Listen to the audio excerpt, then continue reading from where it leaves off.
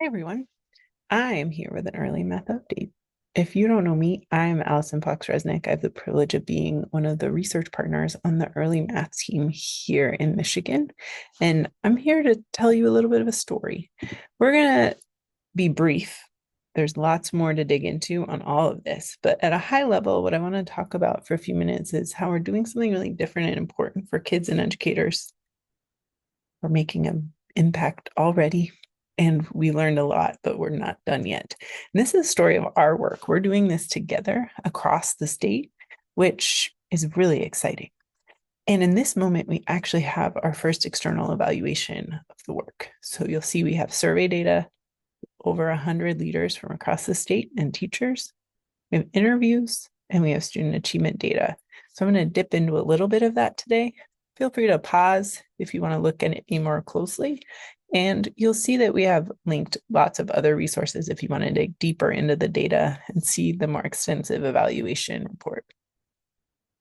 What this evaluation helps us see is how we're making progress towards this vision we have of a statewide system designed to support children, teachers, and leaders across the state.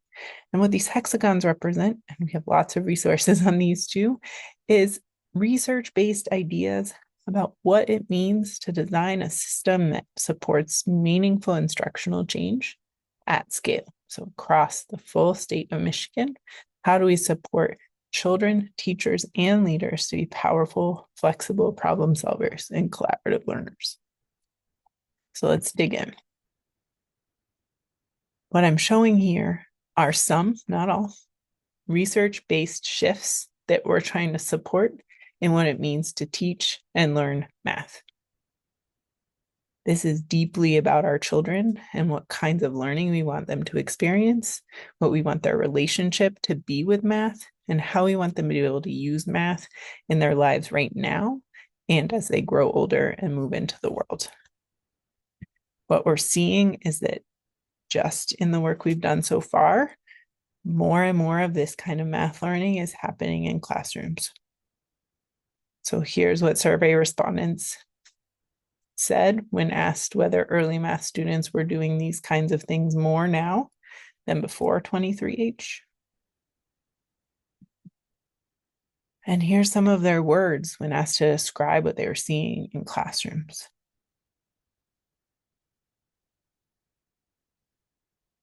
These are really powerful observations we're seeing. And what research would say is that these are leading indicators. This kind of experience in classrooms will lead to higher student achievement in mathematics. We're starting to see signs that this is happening. So this is showing MAP test scores, and it's showing the gains from fall 2024 to spring 2025 across these grade levels. And you'll see the blue are 23H schools, and the gray are schools that were not participating in the 23H work yet. And the big story here is that you see higher gains in schools that were participating in the 23H work, with the exception of second grade. They're not statistically significant yet, but it's only been a short time. And I would expect, based on my experience and what we've seen in other school systems across the country, that if we continued on the path that we were going, we're going to see these gains increase and increase. What's important about our work is that we're supporting children's learning to be different by supporting educator learning in new and different ways also. And that means for both teachers and leaders. So just like we're making shifts in what it means to teach and learn math, we're also really digging into these shifts about what it means to support educators as learners in school and district systems.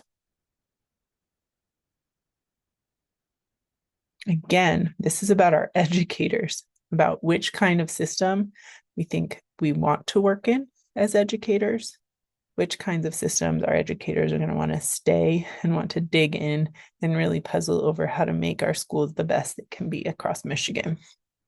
We're starting to see that people are making these shifts. What's really different about what we're doing is that rather than this typical approach where we kind of sprinkle in some stuff across these different groups of people, We're supporting all of these people in one coherent system. So for something to be different for kids, we're changing what everyone is experiencing all the way up. And what we're seeing as people have engaged in this robust system where they get to learn with each other in coherent ways is that they're feeling supported to reflect on their practice, to collaborate, and they're experiencing more coherence. They're experiencing cultures that support them to reflect and experiment. This is really important. We're also seeing in their words that this work feels meaningful, feels intentional, they feel supported. They feel able to make mistakes and learn together as they're puzzling through how to support kids in new and more powerful ways. What's really crucial to emphasize here is that we're designing a statewide system. We are not doing what often happens where we have every school or district try to figure out how to improve math on their own. Instead, we combined our resources. And that's why we're seeing some of the shifts that we're starting to see in the evaluation data. What's crucial here, as I think you've noticed, as I've told this story of how we're doing something different and we're making an impact, is that we're also not done yet. As this ISD director sums it up, getting systems up and running is one thing, but getting good at them is a total different thing.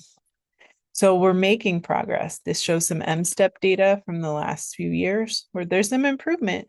But when you zoom out, when you change that y-axis to 100, you'll see that still many of our students are not proficient at math.